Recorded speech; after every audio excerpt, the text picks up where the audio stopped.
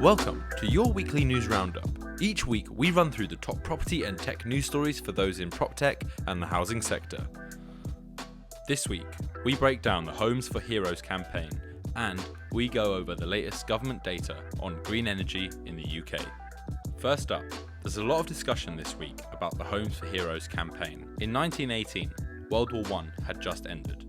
The very next day, Prime Minister Lloyd George gave a speech promising to build homes fit for heroes for returning soldiers. This time, the focus would be on providing 100,000 homes for key workers who have done so much for the country during the coronavirus pandemic. The G15 report states this can be achieved by matching government funding with housing association resources to make completed homes and those under construction available on a low-cost basis for essential workers. Although the idea has been popular, it has had a critical reception from some, principally people who are concerned about diverting funds away from building and allocating housing based on need. However, speakers from the campaign have come out saying the goal is not to take away from the needy, but to ensure that key workers are properly supported.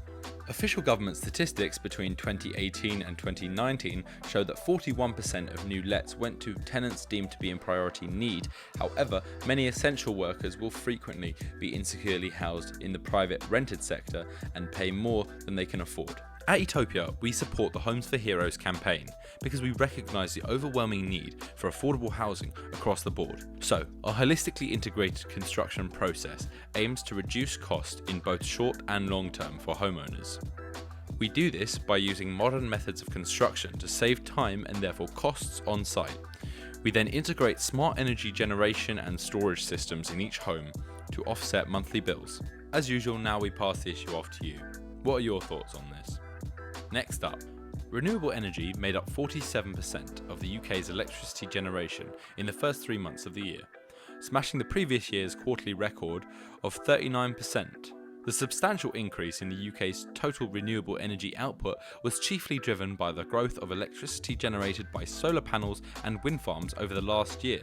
Rebecca Williams of Renewable UK said the renewable energy industry's records were bound to be broken again in the years ahead, as the government's worked on a massive expansion of renewables as part of the UK's green economic recovery.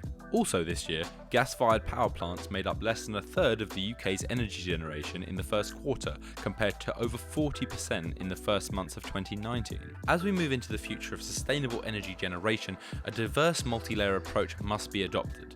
At Etopia, our homes already have an integrated system for clean energy generation, plus an EPC rating of up to 105 out of 100. The benefit of creating a development full of homes like these is that they have the potential to effectively share clean, sustainable energy between homes.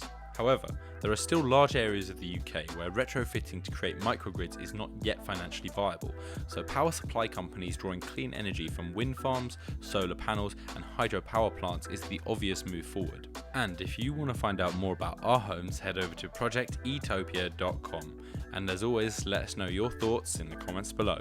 And in global news, we saw a new bioplastic made from fish scales win the International James Dyson Award, created by Lucy Hughes, a product design student from the University of Sussex. Also, the UK government is to extend planning permission deadlines by a year to save threatened development sites during the pandemic. And finally, a bit of hope on the horizon. The Business Secretary has announced this week that swimming pools and gyms in England could open as early as July. Check out our socials for more news updates and head over to projectetopia.com to find out more about what we do. This has been your weekly news roundup. See you next week for more updates.